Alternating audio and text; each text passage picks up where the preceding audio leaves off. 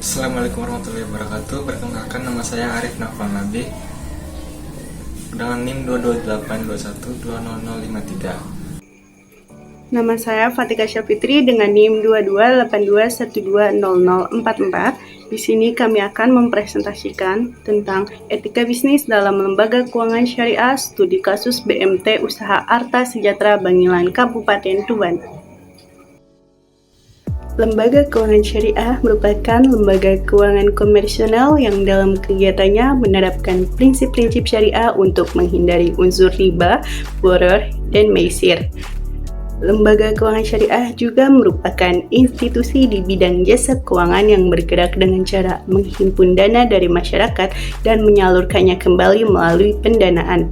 Lembaga keuangan syariah dapat dikategorikan menjadi dua bidang.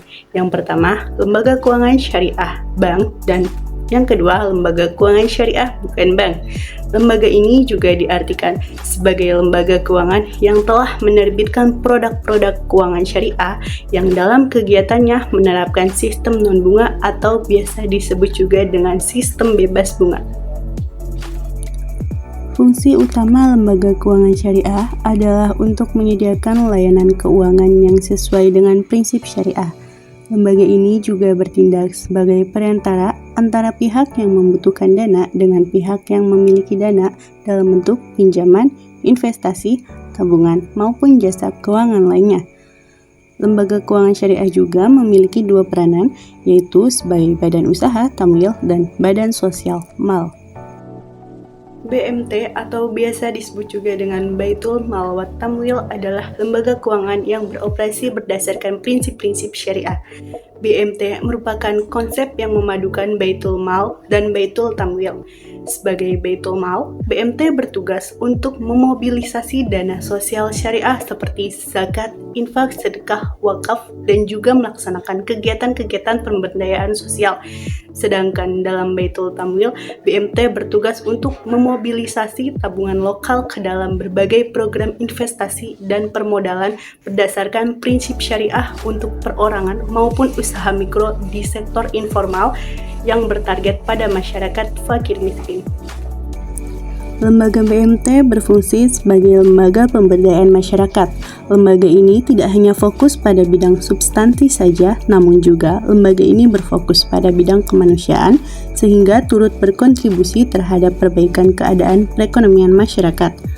Oleh karena itu, BMT dapat dikatakan sebagai wadah pengumpulan dana dari masyarakat atau nasabah dalam bentuk tabungan yang kemudian dana tersebut akan diolah dan digunakan untuk berbagai pembiayaan seperti pembiayaan mudharabah, musyarakah, murabahah, pinjaman maupun pembiayaan kebajikan kepada masyarakat dan para pelaku usaha.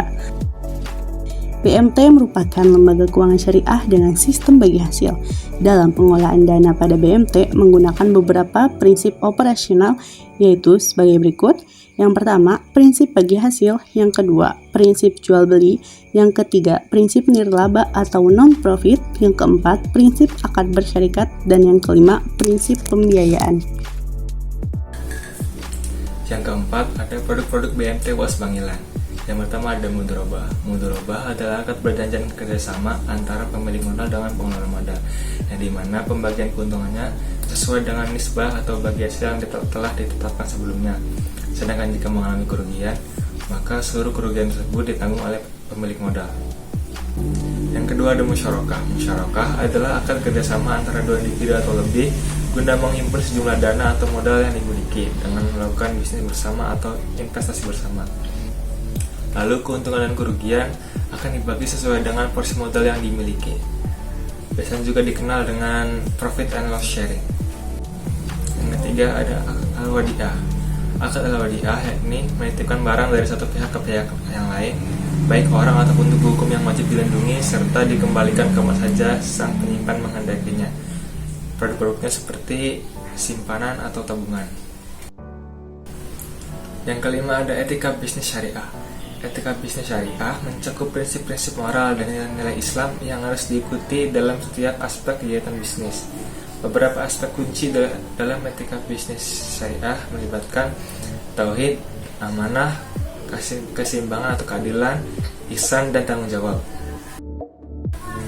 Poin yang terakhir ada implementasi nilai-nilai etika bisnis syariah pada BMT Usaha Arta Sejahtera Kabupaten Tuban. Yang pertama ada implementasi tauhid, yaitu dengan tidak mendiskriminasi pegawai dan nasabah. Hal ini mengimplikasikan bahwa semua tindakan yang dilakukan selalu mendapatkan pengawasan dari Allah Subhanahu wa taala. Yang kedua ada implementasi amanah. BMT wajib memastikan dana yang diamanatkan oleh nasabah atau masyarakat dikelola dengan baik dan sesuai dengan prinsip syariah. Yang ketiga ada implementasi keseimbangan atau keadilan. BMT Sejahtera selalu transparan dalam menjalankan semua transaksinya sehingga tidak akan ada kecurangan.